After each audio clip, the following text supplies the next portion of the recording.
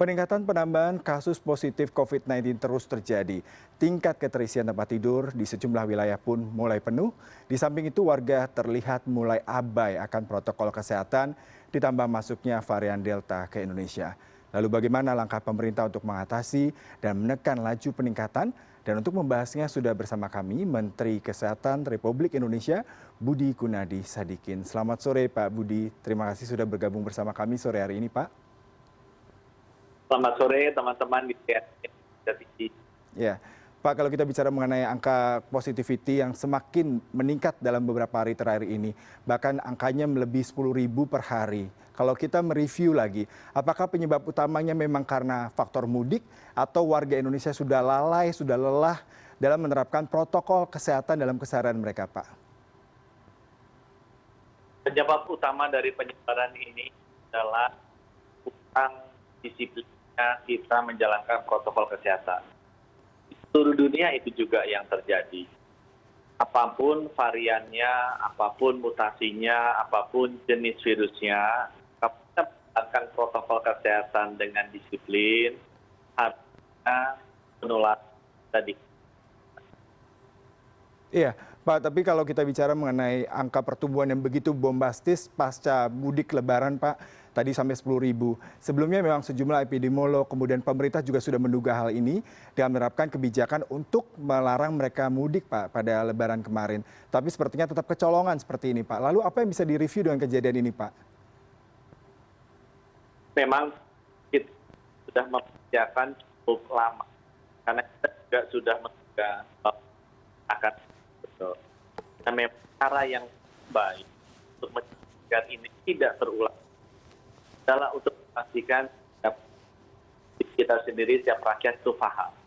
Kalau ada libur jangka panjang, itu selalu terjadi mobilitas yang luar biasa, kemudian penularan yang masif itu terjadi. Utuhnya pandemi ini adalah bagaimana kita bisa mengurangi laju penularan. Jadi teman-teman, ini nanti akan ada liburan sekolah nih. Nanti ada liburan kita nih. Tolong pastikan kita bergerak, tinggal di rumah, dan kita hidup sehat bersama keluarga. Baik Pak, kita bicara mengenai penambahan pasien COVID-19 pastinya menimbulkan efek dari keterisian rumah sakit yang bahkan hampir mencapai 100% Pak.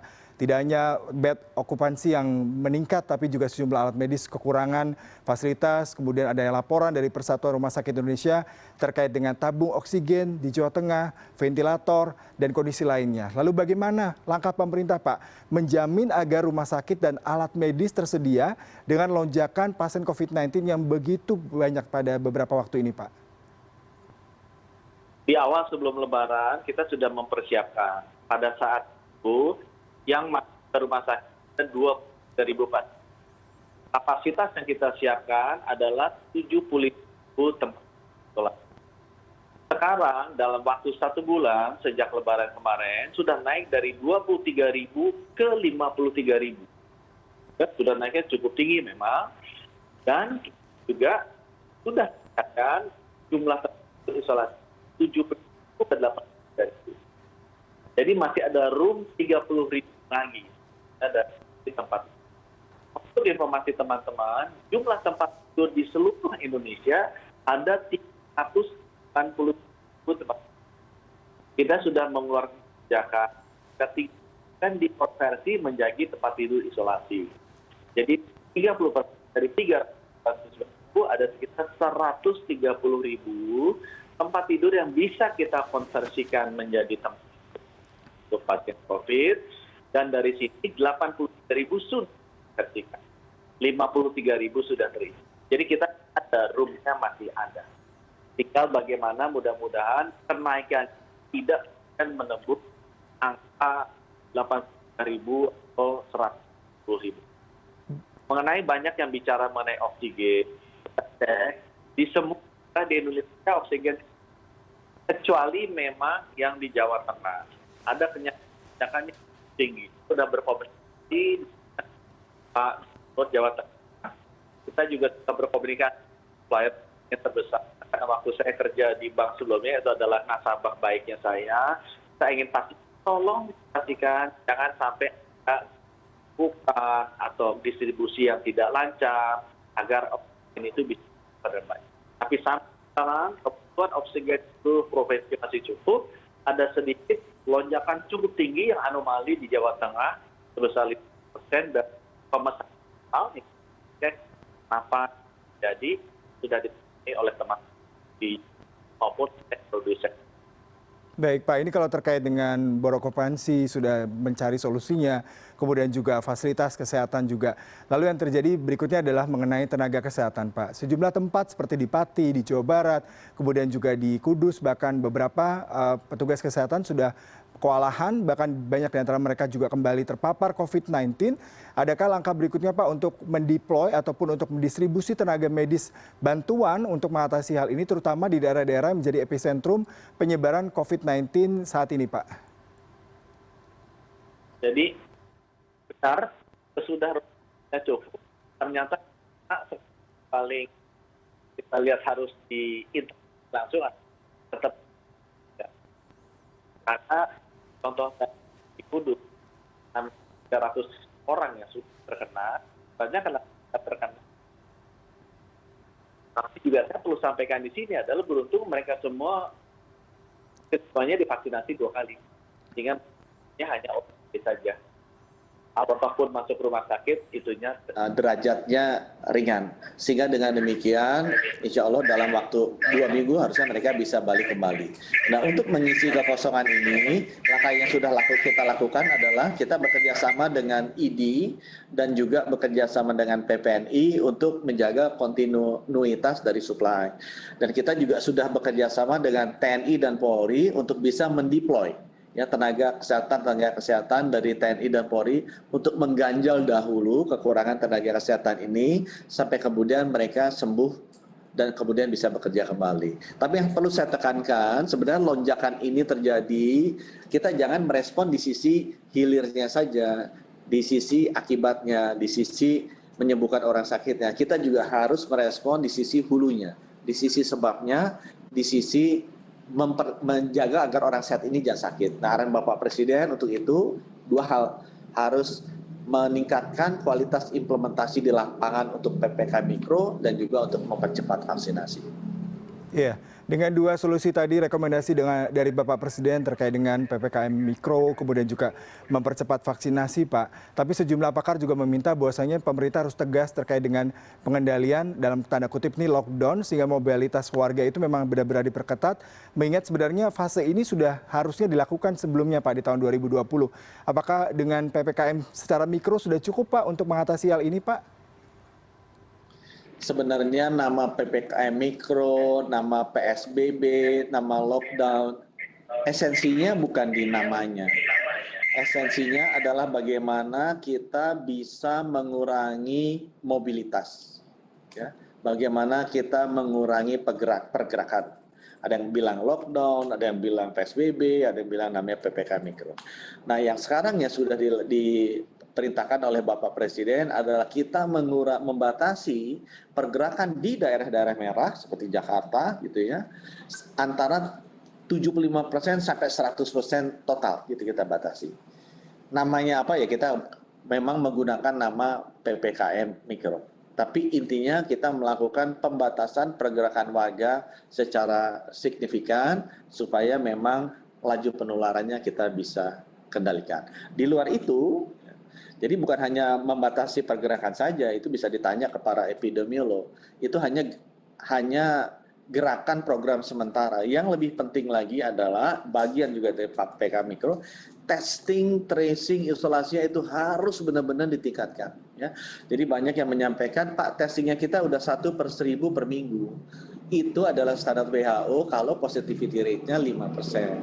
Kalau positivity rate-nya 15%, artinya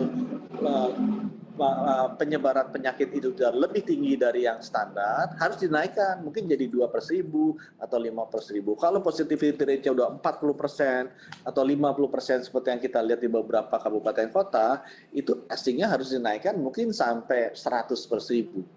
Jadi selain membatasi pergerakan, yang paling penting dan fundamental arahan Bapak Presiden di implementasi lapangan di PPKM Mikro adalah testing dan tracing-nya harus benar-benar dilakukan dengan cukup dan juga dengan disiplin. Pak Budi, kalau kita bicara mengenai mobilitas ini merupakan salah satu hal bagian dari untuk mengatasi adanya lonjakan kasus. Tapi kalau kita melihat Jakarta, Pak, ibu kota menjadi salah satu kawasan yang mengalami lonjakan tertinggi dalam beberapa minggu terakhir. Mobilitas warga, Bapak mungkin ketahui banyak warga yang tidak hanya tinggal di Jakarta, tapi mungkin di Bogor, Tangerang, Bekasi, dan kawasan penyangga lain yang setiap hari pulang pergi ke Jakarta untuk mencari rezeki. Apakah ke depannya memang akan dilakukan rem darurat, Pak, mengingat memang mobilitas mereka cukup tinggi perharinya? Dan tadi saya juga membaca masih banyak warga yang enggan untuk menjalani testing yang random dilakukan di KRL, Pak. Apakah memang ini cukup efektif, Pak, ke depannya, Pak? Arahan Bapak Presiden adalah memang Jakarta tidak bisa dilihat sebagai DKI Jakarta. Jakarta harus dilihat sebagai Jabodetabek. Dan arahan itu sudah diberikan ke kami, juga ke Panglima TNI dan Kapolri, bahwa kita akan melihat ini sebagai satu area Jabodetabek. Nah, Satgas BNPB nanti konsentrasi ke protokol kesehatan, saya, Pak Kapolri, dan Pak Panglima TNI akan fokus ke implementasi PPKM Mikro, terutama pembatasan pergerakan dan juga testing tracing-nya harus kita tingkatkan. Kalau masalah testing, masyarakat tidak disiplin, yaitu sebabnya kenapa kita menyadari juga kita melibatkan TNI dan Polri untuk membuat masyarakat kita lebih disiplin. Kalau dari sisi saya cerita, saya ingin ajak, saya himbau nih ke teman-teman, testing itu untuk mengetahui apakah kita kena atau tidak. Itu bukan hanya melindungi kita, karena mencegah penularan ke orang lain, ke anak kita, ke saudara kita. Kalau kita tidak testing, kita tidak melindungi sesama kita. Jadi tolong kita testing. Ya, Pak, terakhir mungkin Bapak ada himbauan tadi terkait dengan bagaimana ke depannya warga Indonesia, terutama mungkin tadi Bapak menekankan testing, tracing, itu merupakan salah satu hal yang penting di mana masyarakat kadang-kadang mempunyai stigma negatif nih, Pak. Kalau mereka terkonfirmasi positif, mereka enggan juga berkoordinasi dengan tim Satgas, kemudian juga mereka merasa enggan untuk melakukan tes. Mungkin Bapak bisa memberikan himbauan terkait hal ini, Pak.